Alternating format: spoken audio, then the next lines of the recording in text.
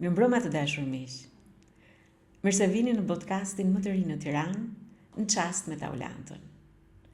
Në fakt është një ide fantastike që studentët dhe njerëzit që më rrethojnë ma kanë dhënë, duke patur parasysh që unë vi nga bota e artit edhe e kulturës, unë vi nga bota e komunikimit, kështu që menduam të krijonim këtë hapësirë për një komunikim më interesant dhe për një komunikim ndryshe me të gjithë qytetarët edhe ata që kërkojnë të dinë më shumë për mua dhe për të ftuarit e mi në podcastin Në Çast me Taulantën. Përpara se t'ju prezantoj të ftuarin e parë, do desha vetëm 2-3 fjali të vogla pse ne kemi titulluar Në Çast. Sepse unë besoj që çastet janë ato që na përcaktojnë rrugtime të rëndësishme të jetës sonë. Janë çastet në të cilat ne gjejmë guximin, gjejmë forcën që të marrim vendime të forta si vendimet që ne kemi marrë në këtë moment apo vendimet që unë kam marrë në këtë moment për të kandiduar për kandidate për deputete në qytetin e Tiranës, në qarkun e Tiranës, për koalicionin Euroatlantik. Por pa zgjatur shumë, unë dua t'ju shuaj kuriozitetin se me kë do të bisedoj unë sot. Padyshim që unë kam një kënaqësi të veçantë sot, jo vetëm si grua, jo vetëm si zonjë, të kem të ftuarën e parë dhe të hap këtë podcast me zonjën Marinela Ziu, kandidatja jonë në qarkun e Korçës, kandidate për deputete e koalicionit Euroatlantik. Marinela, unë të falenderoj që e nisim këtë rrugtim së bashku, le t'i urojmë Në Çast me Taulantën rrugë të gjatë të mbarë dhe padyshim le të jetë një augur i mirë për të gjithë ne. Mirëmbrëma, e para të falenderoj pafund që e hape me mua Në Çast me Taulantën edhe uroj me gjithë zemër të kesh sa më shumë çaste ti dhe qytetarët të vërteta, emocionuese edhe mbi të gjitha frymëzuese.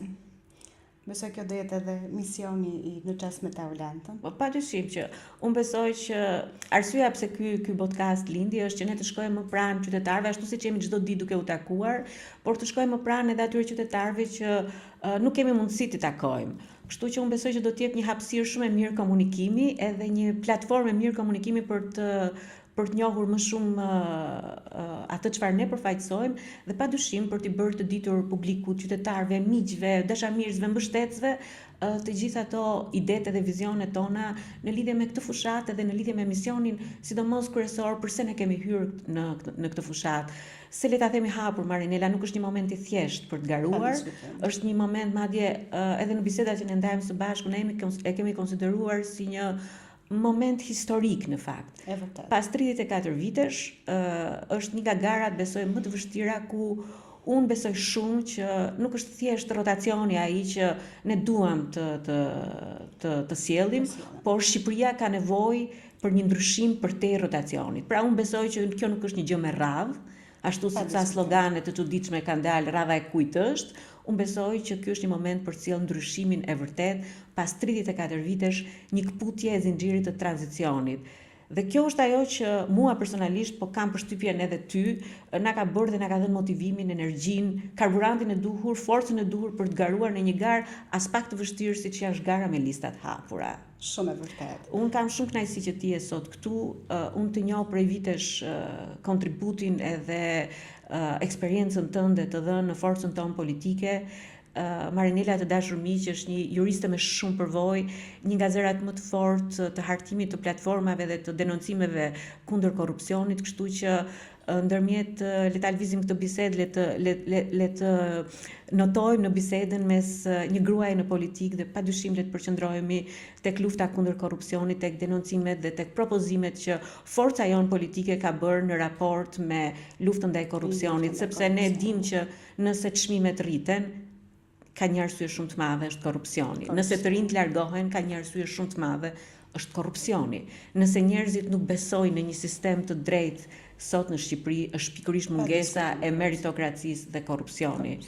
Kështu që Marinela, më lejo të bëj pyetjen e parë për ty edhe për këtë podcast, çfarë do të thotë një grua, një zonjë si Marinela Ziu të garojë në një qark si Korça për demokratët Euroatlantik? Unë jam një vajzë e lindur edhe e rritur në qytetin e Korçës, kështu që nuk e kisha të vështirë qasjen për të qenë kandidate për deputete në qarkun e Korçës. jam rritur atje, një çdo lagje, çdo rrugicë, kam një fis shumë të madh, kam shumë njohje, nuk kam shkëputur asnjëherë lidhjet e mia me Korçën, sepse familja ime jeton atje. Kështu që thënë këtë, për mua ishte një lloj lehtësie kandidimi në Erdhje natyrshme, ishte shumë natyrshme. Edhe politikisht nuk i kam shkëputur asnjëherë lidhjet me Korçën. Në strukturat e Partisë Demokratike, unë jam rritur që fëmijë. Kam kaluar forumin rinor në qytetin e Korçës, më pas forumin rinor në fakultet, më pas fillova pas përfundimit të studimeve për drejtësinë në Universitetin e Tiranës dhe studimeve master, në shtator të vitit 2013, zoti Basha kërkoi studentë shumë të mirë që kishin përfunduar studimet në Fakultetin e Drejtësisë që t'i bashkoheshin në nivel teknik. Nëse mbani mend, në atë moment ka pasur largime masive nga puna dhe për shkak të ndryshimit të administratës, që le të themi është një nga, domethënë, plagët e pasgjidhura ligjërisht, kur ndrohen ose kur ka zgjedhje dhe ndrohen qeverit. Pa diskutim të rregullohet me ligj patjetër. Madje tani më erdhi ndërmend një rast e një zonje korçare që u hoq nga puna në 2013 dhe sigurisht që është një dhimbje shumë e madhe për një familje të ndërpritën të ardhurat, të rutina, jeta, arrit deri në vetë flijim për shkak të këtij largimi nga puna. Pra imagjinoni se sa drama të më kujtohet ky rast, duhet të ketë qenë diku në vitin 2015 ngjarja aty. Po, një presion të jashtëzakonshëm 2013-14 dhe më pas arrit deri në vetë flijim, sepse nuk mundet të duronte më atë situatë. Tani, imagjinoni se sa plak të mëdha ka krijuar politika nëpërmjet këtyre ndryshimeve me radhë, që përmende pak më parë, dhe në momentin që ndrohet radha, ndrohet edhe gjithë administrata. Nuk pyet as për profesionalizëm, as për eksperiencë, për asgjë. Më pas, kur vetëm pas një viti, pasi kisha filluar në Partinë Demokratike, dhe më lejoni të sjell në vëmendje këtu që nuk kisha asnjë njohje me zotin Basha, as nuk më njihte, as nuk e njihja, edhe nëse jam thellësisht mirënjohës së zotit Basha, është që pavarësisht se nuk më njihte, nuk e njihja, vlerësoj të unë shkollimin tim, punën time, edhe për kushtimin atë që unë bëja. Ne ishim një grup shumë i madh të rinj që filluan në 2013 dhe gjatë rrugës, për shkak të ngarkesës, sepse kemi kaluar 5400 të larguar nga administrata, orëve të zgjatura në punë, kërkonte një përkushtim të jashtëzakonshëm, sigurisht që për një arsye apo për një tjetër, shumë të rinj u larguan, kurse unë qëndrova. Dhe vetëm më pas një viti, më emëroi drejtuese të zyrës juridike në Partinë Demokratike. Po, le ta fillojmë pikërisht te ky moment i rëndësishëm, që duke qenë se si përfaqësuese e zyrës juridike brenda kësaj strukture, le të themi që ju keni qenë në backstage, një nga duart edhe mendjet që keni hartuar denoncimet e mëdha, siç është afera inceneratorëve, siç janë një sër denoncimesh që kanë të bëjnë me aferat korruptive të qeverisë, dhe padyshim le ta themi ashtu siç është, një nga zërat më të rëndësishëm në hartimin e programit që ne paraqitëm në qershorin e shkuar në raport me antikorrupsionin. Padyshim që sot Shqipëria vuan nga një ekonomi e cila lëngon për shkak të mbi ngarkesës dhe për shkak të buxhetit i cili nuk shkon në shërbim të qytetarëve, por shkon për interesa të pak njerëzve të mbledhur rreth qeverisë e rreth kryeministrit. Është një ekonomi e rënduar me koncesione, kështu që unë e di shumë mirë, po si një juriste unë do të ta lë ty të gjithë skenën për të më shpjeguar mua dhe qytetarëve edhe një herë atë pikën kryesore se çfarë bën programin ton antikorrupsion, një program të vlefshëm që qytetarët duhet na votojnë, qoftë qytetarët e Tiranës që duhet votojnë kandidatët tanë për deputete, në këtë rast Leoni them që duhet votojnë Taulantën, padyshim qytetarët e Korçës që do duhet t'i japin një votë Marinela Aziut për t'ia çuar në Kuvendin e Shqipërisë një zë të fortë, një juriste të fortë kundër korrupsionit. Të lutem 2-3 pika të përmbledhura për t'ia çuar qytetarit në mënyrë sa më të thjeshtë që ata ta kuptojnë që pse duhet të votojnë në këtë moment Marinelën pikërisht për luftën kundër korrupsionit. Për gati 12 vitesh unë jam eksperte për çështjet e antikorrupsionit kam qenë këshilltare e grupit parlamentar, këshilltare ligjore e grupit parlamentar në Kuvendin e Shqipërisë, kam qenë eksperte ligjore në Komisionin Hetimor të Zgjedhjeve, eksperte ligjore në Komisionin Hetimor të Inceneratorëve, hartuese, thuese të gjitha kallëzimeve penale në organet e reja të drejtësisë në SPAK. Njeriu që ka gjurmuar për herë të parë aferën e inceneratorëve, atëherë kur askush ndoshta as nuk e kishte idenë që atje kishte një gjë të madhe, por nuhatja nga eksperienca në fushën e antikorrupsionit, unë e kuptova që në momentin e parë që atje kishte një gjë të madhe që shkonte. Dhe di pse, sepse afera e inceneratorit të Elbasanit ishte kontrata e parë koncesionare në fushën e incenerimit, që u trumbatua më të madhe, u propagandua më të madhe, ndërkohë që kishte një nxitim shumë të madh. Dhe atje kishte diçka që nuk shkonte. Ti kalon 16 procedura brenda vetëm një nate, kur ti asnjë dokument minimal nuk mund të shkosh si qytetar të marrësh, jo më të kalohet një kontratë koncesionare mbi 100 faqe në të gjitha ministrit, të firmoset nga të gjitha të përfundoj pastaj tek zëvendës kryeministri, që në fakt është edhe kryesuesi i listës së qarkut të Korçës. Unë jam shumë dakord me këtë shpjegim. Ajo që do dua të di më shumë, dhe padyshim që qytetarët kanë më shumë rëndësi ta dinë edhe t'ju shkojë si mesazh, është në programin ton kemi propozuar një agjenci të kundër korrupsionit dhe agjenci të rikthimit të aseteve dhe parave të korrupsionit. A mund të më sqarosh diçka më shumë mua dhe qytetarëve për këtë gjë? Platforma jonë antikorrupsion besoj që do të jap fund korrupsionit në të gjitha nivelet. Dhe jo vetëm me fjalë, por fakti që ne kemi implementuar disa mekanizme që fillojnë nga ne të parët. Pra, deputetët që do shkojnë nesër në parlament do hiqen dorë nga imuniteti. Nëse shihni aferat e fundit korruptive, një nga ping-ponget në kuvend i hoqi imunitetin, si hoqi imunitetin, të mblidhet komisioni, mos mblidhet komisioni, duke ju krijuar të gjitha kushtet që ata që janë të pandehur apo edhe të dyshuar për vepra penale, t'ju hapet rruga që të largohen, siç është rasti i zëvendës kryeministrit. Pra, heqja e imunitetit është një nga të dashur qytetar, kuptojeni më thjesht atë çfarë ne ofrojmë në programin e koalicionit Euroatlantik. E fillojmë nga vetja. Çdo kandidat për deputet, kur të shkojë në Kuvendin e Shqipërisë, do të heq dorë nga mbrojtja që i bën imuniteti i deputetit. Ne do të jemi qytetar njësoj si ju, të barabartë përpara ligjit. Patjetër, të gjithë janë të barabartë përpara ligjit. Askush s'ka pse të mbaj imunitet aq më tepër në një ndjekje penale.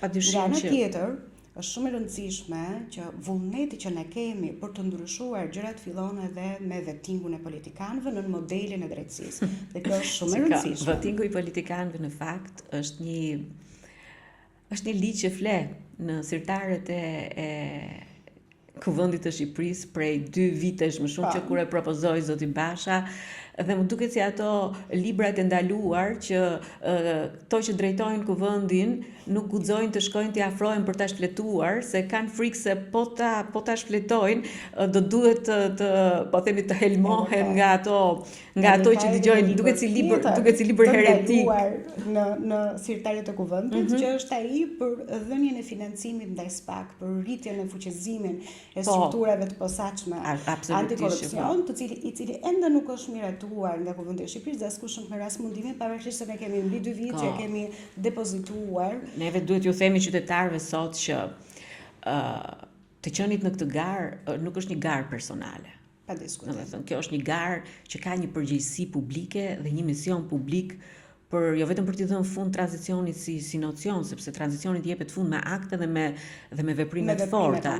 Dhe unë besoj që ne sot jemi në krah të 70% të qytetarëve të cilin mbështesin SPAK-un. Ne jemi sot në krah të 70% të qytetarëve të cilët duan shtetin e së drejtës, që më në fund duan që të gjithë të jenë të barabartë para ligjit. Kjo është një nga arsyet e forta së bashku me luftën kundër korrupsionit, ndërtimi i shtetit të së drejtës, mbështetja e reformës në drejtësi, mbështetja e SPAK-ut, janë mesazhe të forta të cilat ne po përpiqemi dita ditës t'ia tregojmë qytetarit që ne jemi në krahun tuaj. Skeptikët në fakt, momentin që ne hartonim programin antikorrupsion, një nga elementët thelbësor ishte pa diskutim mbështetja pa kushte të strukturave të posaçme antikorrupsion, sepse në gjykimin ton, një drejtësi e pavarur dhe e paanshme do të jap fund pandërshkueshmërisë, pandërshkueshmëria e cila është ngritur në sistem, dhe fundi i pandërshkueshmërisë do të jap fund tranzicionit. Dhe fundi i tranzicionit do të thotë një Shqipëri më e zhvilluar.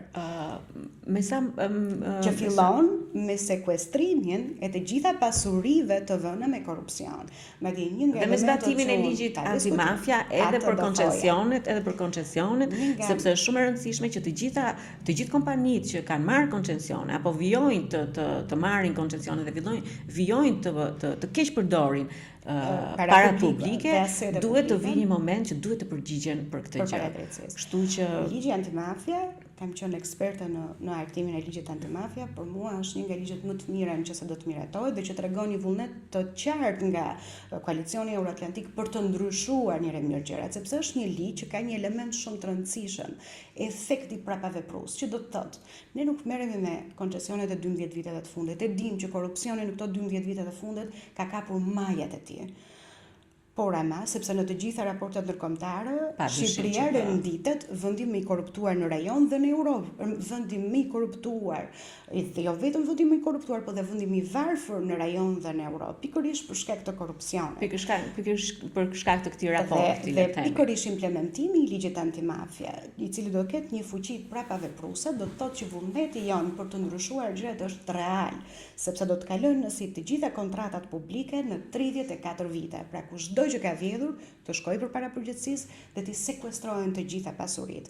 Kur ne miratuam dhe e prezantuam në publik në 2 qershor programin, kemi një program të jashtëzakonshëm ekonomik dhe të gjithë më pyesin, po mirë, po si do t'i arrini ju, ku t'i gjeni paratë? Mjafton të ndërpriten fondet e koncesioneve korruptive. Mjafton që t'i vjet fre korrupsionit, parat janë atje. Mjafton që ato të kthehen në buxhetin e shtetit dhe me këto para mundet pa diskutim që të implementojnë të gjitha politikat ekonomike të koalicionit euroatlantik. Marinela, në fakt është një bisedë shumë miqësore, po ne nuk duhet të harrojmë që qytetarët që na ndjekin në fakt duan një mesazh të detajuar që përse ata qytetarë duhet, sidomos po themi qytetarët e Korçës në këtë rast, përse ata duhet ta votojnë Marinelën. Përse ata duhet të japin votën koalicionit euroatlantik, të votojnë numrin 4 dhe të çojnë Marinelën në kuvendin e Shqipërisë. Në fakt, kjo pyetje më ka dilema e kësaj pyetje më ka ndjekur shumë përpara se të pranoja kandidimin. Dhe duke reflektuar me veten, me familjen, me rrethin tim të ngushtë, tre kanë qenë arsyet të ulanta. Arsyeja e parë, duke reflektuar me veten, po mendoja, unë nuk kam frikë nga askush dhe nga asgjë, përveç Zotit edhe ndërgjegjës time. Nuk jam produkti i korrupsionit, nuk jam produkti i krimit, nuk sponsorizohem nga këto të dyja, nuk jam pjesë e kulisave të errta politike, as pazareve politike. Thjesht një profesioniste, besoj e mirë, në fushën aq më tepër me një ekspertizë të gjatë në fushën e antikorrupsionit dhe pa diskutim që duke qenë edhe juriste, do qenia ime në kuvendin e Shqipërisë do të ndihmonte jashtëzakonisht shumë në implementimin mbi të gjitha të politikave antikorrupsion. Nga ana tjetër, pse Korçën, sepse jam një vajzë e lindur edhe rritur në qytetin e Korçës, i njoh të gjithë, më njohin, familjen, gjithçka rrethin. Unë bëj një jetë të thjeshtë sikurse ta, problemet e tyre janë problemet e mia, kështu që nuk është se dhe mbi të gjitha programi jon politik. Kam pasur një dilemë, unë kam pasur edhe më parë propozimin për të qenë kandidate për deputete dhe nuk kam pranuar sepse ndjesha shumë mirë në atë pjesën time profesionale. Pra në backstage-in e ekspertës.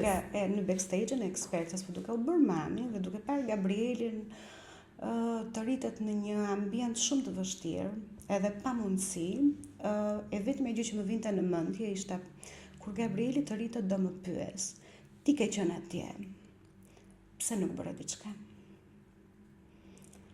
Këtë pyetje ka menduar edhe stërmenduar ditët që unë duhet të pranoja kandidimin, dhe pa diskutim që është një rrugtim shumë i vështirë, që kërkon shumë sakrifica, ama nesër, duke e parë në sy pa diskutim, do i them që mami bëri çdo sakrificë që ti edhe çdo fëmijë në Shqipëri të kishte një të ardhme më të mirë.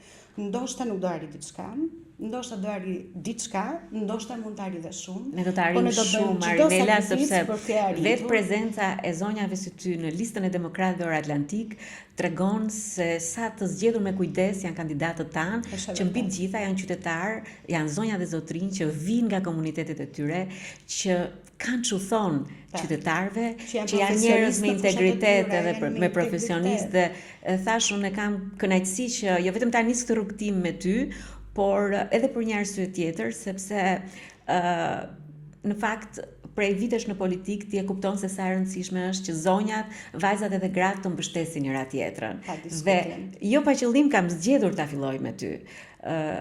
Padyshim që programi i Koalicionit Demokratë Euroatlantik për gratë, vajzat, familjen është një program të cilin ne kemi detajuar në shumë elemente që duhet ta ndryshojnë realitetin për çdo grua, për çdo vajzë, duhet të mbështesin familjen sepse ne jemi të djathtë dhe familja është baza e shoqërisë, është ajo qeliza që e bën shoqërinë. Padyshim që në këtë kohë ne jam e bindur edhe ti, por edhe unë jemi pyetur sa e vështirë është për një grua të garoj në një moment të tillë. Sa e vështirë është për një grua të bëj politikë. Unë besoj që politika nuk bëhet me gjini. Unë besoj që politika bëhet me zemër të fortë, me mendje të hapur, me parime, me akte të guximshme, kështu që si një djathtë dhe padyshim një mbështetëse e jashtëzakonshme e grave dhe vajzave, unë vlerësoj individin. Dhe unë po të bëj një ftesë publike që pas 11 majit, kur ne do t'jemi në Kuvendin e Shqipërisë, do të kërkojmë mbështetjen tënde për një nga nismat që do ta motivoj më shumë, një nga pjesët e rëndësishme të artikulimit tim, që heqja e kuotës 30%, sepse unë besoj që gratë dhe vajzat janë gjysma e popullsisë, dhe kuota 30% në fakt është një lloj diskriminimi, sepse i përket pakicave. Gratë dhe vajzat në Shqipëri nuk janë pakica, janë gjysma e popullsisë. Dhe padyshim që ne duhet luftojmë në fuqizimin, në mirëarsimimin, duhet luftojmë për mirëqenien e çdo gruaje dhe çdo vajze, por kështu duhet luftojmë edhe për përfaqësim cilësor të grave dhe vajzave në politikë. Dhe unë jam e bindur që me këtë zgjedhje për qarkun e Korçës ne kemi një përfaqësim të jashtëzakonshëm cilësor të grave dhe vajzave të këtij qarku. Kështu që unë jam shumë e emocionuar që e kemi prekur, po themi, këto tema të rëndësishme siç është korrupsioni, siç është tema për vajzën edhe gratë, dhe programet për vajzat dhe gratë, programet për familjen, sepse ajo që duhet t'ju themi sot qytetarëve, edhe që unë kam nevojë të ndaj me ta, po padyshim edhe ti, është se unë jam në këtë garë jo për veten time. E kam bindjen që edhe ti. Pa diskutim. Unë jam në këtë garë si një përgjegjësi publike për t'i dhënë qytetarit një alternativë. Kurthi ku janë përpjekur për ta futur zgjedhjen ndërmjet Ramës edhe Berishës është një kurth që duhet marrë fund. Qytetarët duhet kuptojnë që kanë zgjedhje të tjera, siç është Koalicioni Euroatlantik, siç është zonja Marinela Ziu dhe siç është zonja Taulanta Jopi në qarkun e Tiranës. Podcasti ka një çelës të vogël. Kemi një pyetje me spec për cilën unë të ftoj. Duhet të kenë përgatitur diçka çunat edhe gocat. Unë të ftoj të tërheqësh një letër, edhe ta lexojmë së bashku. Edhe të shikojmë çfarë përgjigje do japë Marinela. Nëse do të duaj të zgjidhje mes karrierës dhe familjes, cilën do të zgjidhje? Të duket e vështirë? Është shumë e vështirë, pa diskutim që ndvija ndarse ndërmjet karrierës dhe familjes është shumë e vështirë. Dhe pa diskutim që familja prevalon. Por në kushtet ku ndodhet sot familja shqiptare, të përfshirit në politik, me parime, me ide, me dëshirën për të ndryshuar, pa diskutim që krijon pastaj një balancë ndërmjet familjes dhe karrierës për të bërë një të mirë më të madhe që është familja e çdo shqiptari, për t'i dhënë një mundësi më të mirë për të jetuar në këtë vend. Kështu që balanca, do besoj balanca, peshorja është zgjidhja. Jo pa qëllim e kam vënë atë pyetje. Marinela, jo pa qëllim, të nderuara zonja dhe zotrin, të nderuar qytetarë, sepse unë ju ftoj të bëheni pjesë e një vizioni të madh. Shqipëria që unë ndërroj, që Taulanta ndërron, që të gjithë ne së bashku ndërrojmë, është një Shqipëri që lind, ku gratë dhe vajzat tona nuk vendosen në udhkryqin mes karrierës dhe familjes, por ndihmohen t'i bëjnë të dyja, mbështeten t'i bëjnë të dyja. Programi i koalicionit Euroatlantik e siguron këtë. Kështu që së bashku me Marinelën ne ju urojmë një mbrëmje të këndshme dhe ju falenderojmë që na ndoqët në këtë podcast dhe padyshim që ne kemi mundësinë të bisedojmë me ju përmes në çast me Taulantën, duke u ftuar edhe një herë qytetarët e Korçës, votoni një vajzë si Marinela Ziu, sepse ajo do të jetë një përfaqësuese e jashtëzakonshme për ju në Kuvendin e Shqipërisë. Votoni Koalicionin Euroatlantik numri 4.